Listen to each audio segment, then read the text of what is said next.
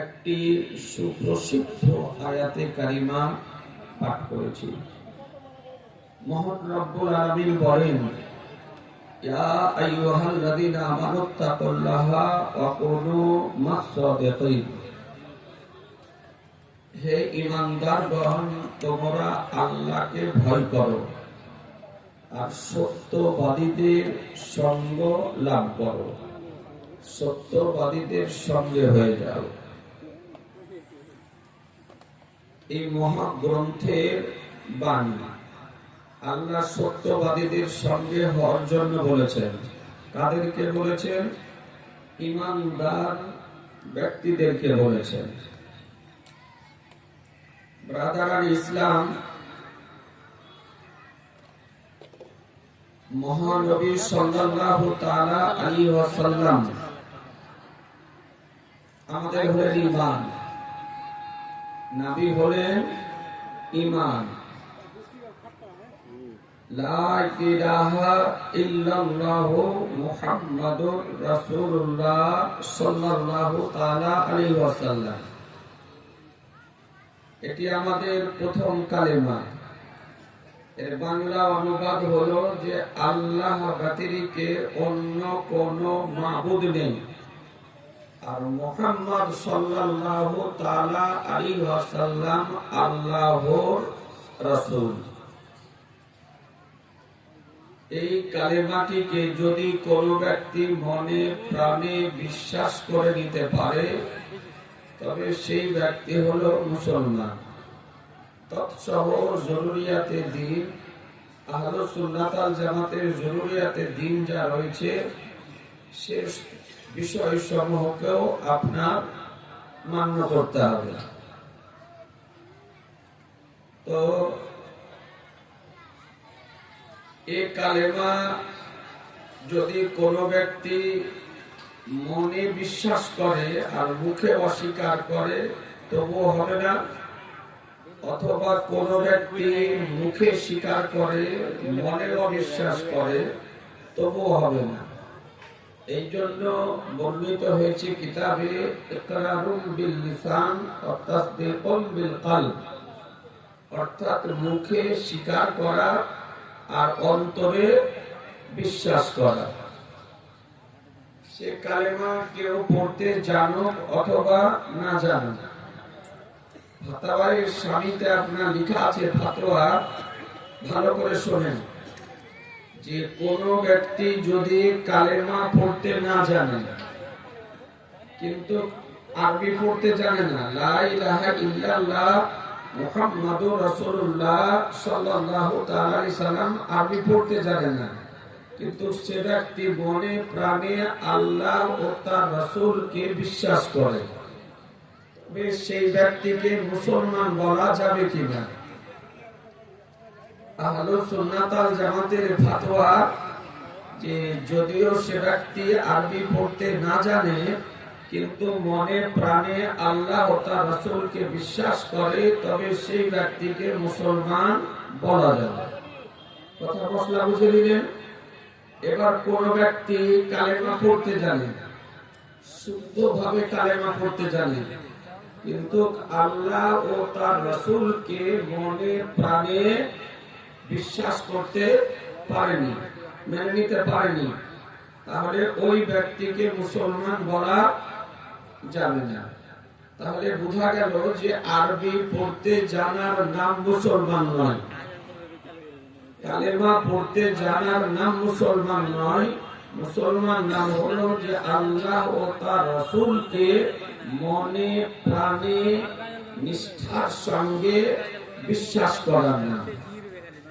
আজিজানে মুহতারাম, আমার নবী পাক সাহেবে দাওলাত সাল্লাল্লাহু তাআলা আলাইহি ওয়াসাল্লাম হলেন ঈমান।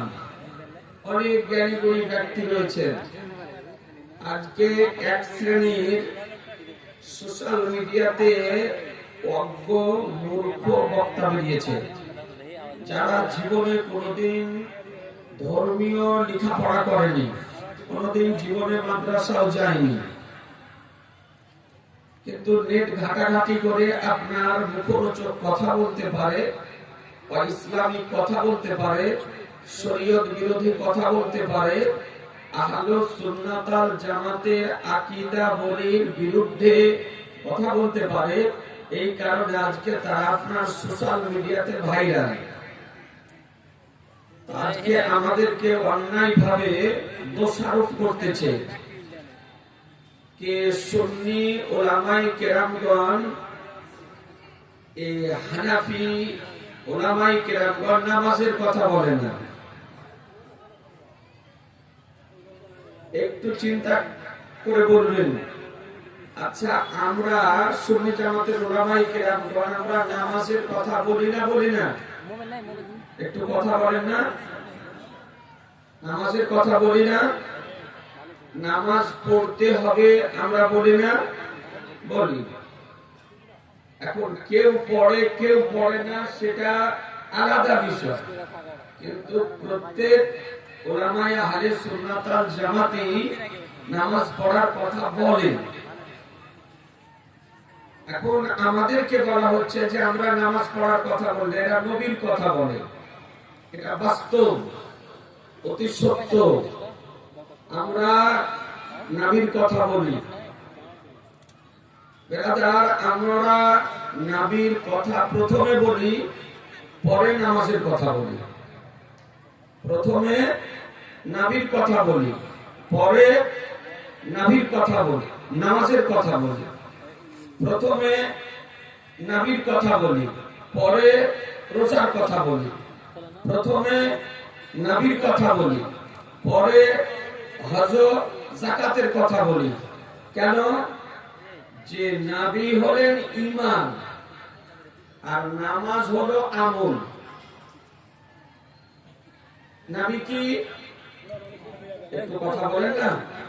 নবী হলেন ঈমান আর নামাজ হলো আমল। তো ঈমান প্রথমে না আমল প্রথমে? ঈমান প্রথমে, আমল পরে। যদি কোন ব্যক্তি মুসলমান যদি হয় তবেই তার উপরে নামাজ পড়া ফরজ। তো নবী হলেন ঈমান আর নামাজ হলো আমল। তাহলে নবী প্রথমে, নামাজ পরে। নবী প্রথমে, রোজা পরে। নবী প্রথমে, হজ যাকাত পরে। এটাই আমরা বলি যে নামাজকে যদি বুঝতে হয় তাহলে নবীকে বুঝতে হবে। জি, তাহলে নবীকে বুঝতে হবে। নামাজের মূল্য বেশি না নবীর মূল্য বেশি? জোরে বলতে হবে। নবীর মূল্য বেশি। নবী নামাজ কেনেছেন, নামাজে নবীকে আনেনি। নবী রোজাকে এনেছেন, রোজাতে নবীকে আনেনি। নবী হজ যাকাত এনেছেন, হজ যাকাতে নবীকে আনেনি।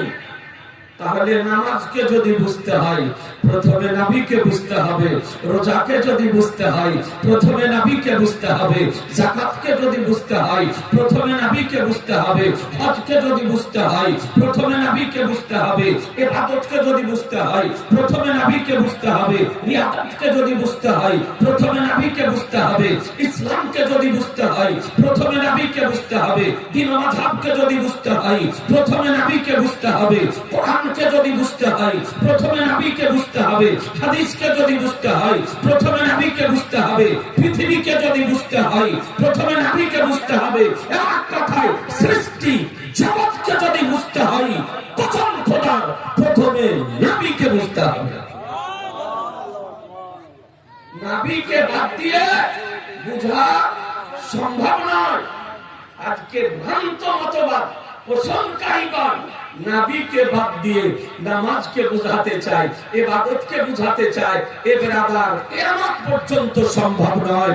আজকে বেরাদার ইসলাম আজকে নামাজ যদি পড়েন নবীর মহব্বতে পড়েন, রোজা যদি রাখেন নবীর মহব্বতে রাখেন, যাকাত যদি দেন নবীর মহব্বতে দেন, হজ যদি করেন নবীর মহব্বতে করেন, আজকে ব্রাদার নবীর মহব্বতে করেন, এমনও ব্যক্তি বেরিয়েছে, এমনই অজ্ঞ বক্তা বেরিয়েছে, এমনও নিরক্ষর বক্তা বেরিয়েছে, বলছে নামাজে নবীর খেয়াল আনা যাবে না, নামাজে নবীর খেয়াল করা যাবে না, নবীর ধ্যান করা যাবে না।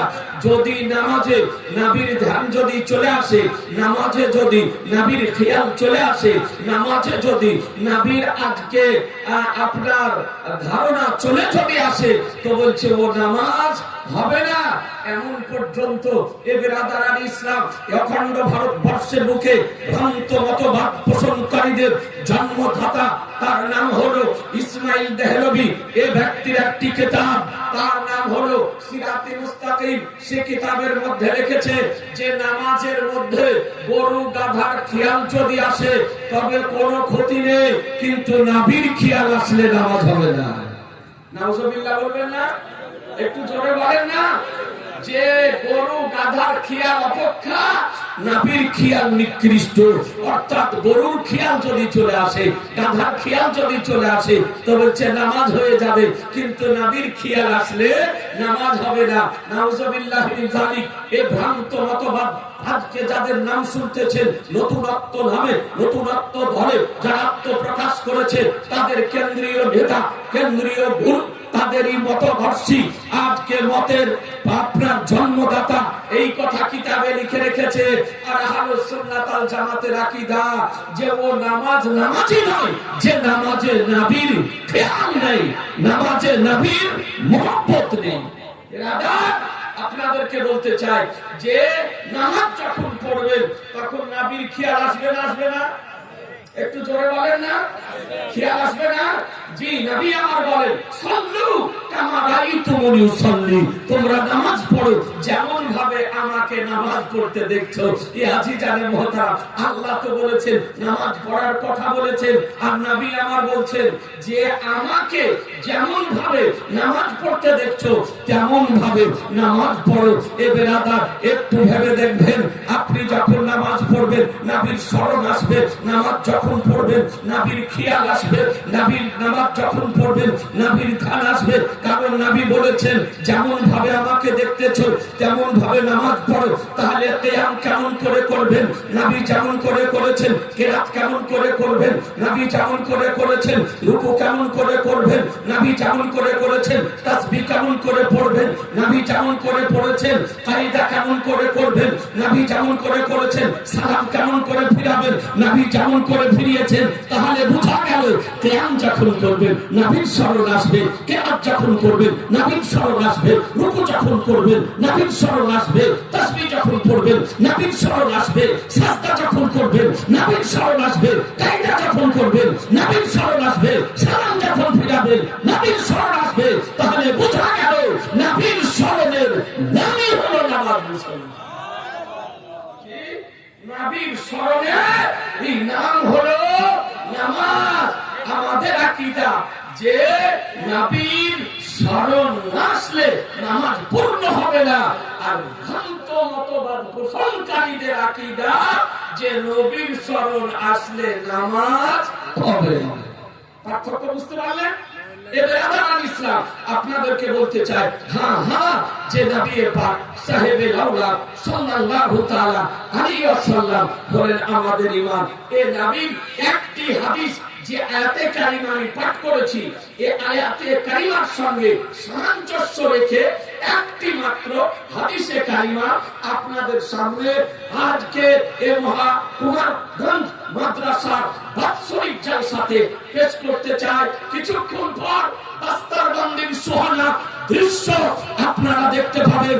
এ বেরাদারান ইসলাম যে হাদিসটি ইমাম মুসলিম রাহমাতুল্লাহ আলাইহি মুসলিম শরীফের মধ্যে আনয়ন করেছেন, বাইরুত লেবাননের প্রিন্ট, আপনার হাদিস নাম্বার 6509 6509 হাদিসটি আপনার লেবানন বাইরুতের প্রিন্ট।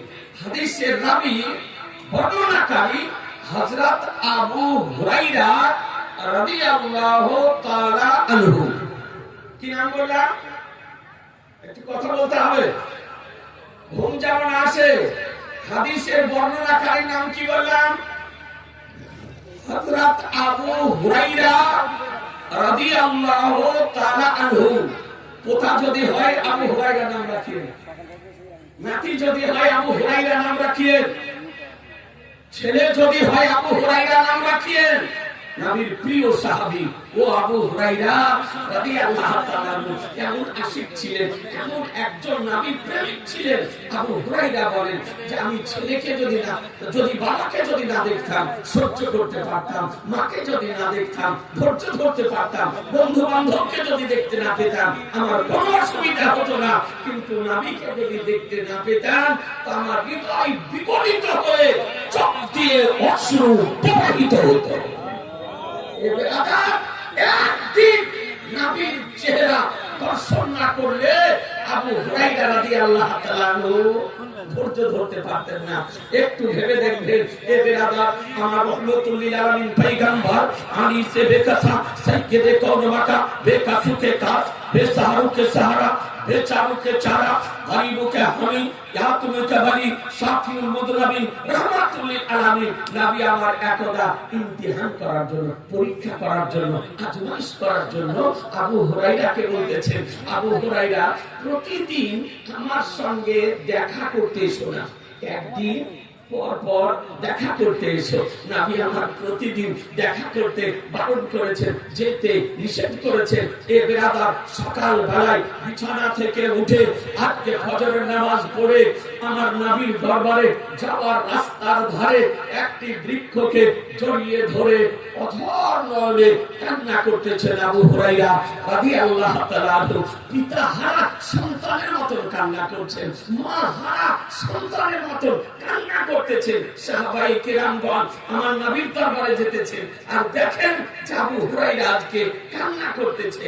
আমার রহমতুল লিল আলামিনের দরবারে গিয়ে সাহাবায়ে কেরামগণ আরজ করেন, আবেদন করেন, ইয়া রাসূলুল্লাহ আপনার আশিক সাহাবী, জওয়ান সাহাবী আবু হুরায়রাকে দেখলাম রাস্তার ধারে একটি বৃক্ষকে জড়িয়ে ধরে অঝর নয়নে কান্না করতেছে, পিতা হারা সন্তানের মতন, মা হারা সন্তানের মতন। আমার নবী বলেন, যাও আবু হুরায়রাকে ডেকে নিয়ে এসো, আবু হুরায়রাকে ডেকে নিয়ে এসো।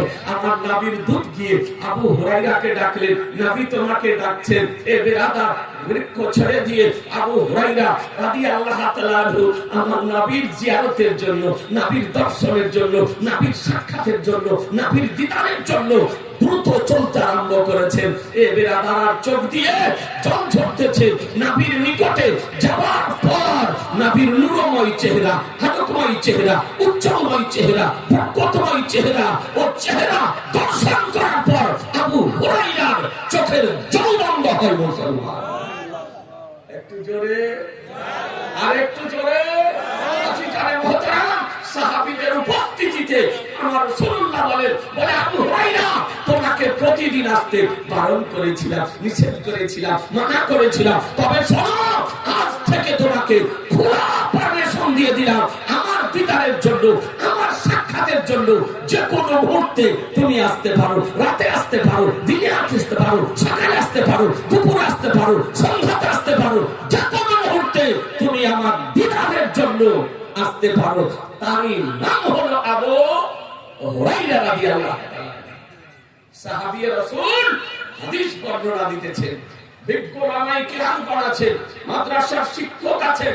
এ বেরাদার,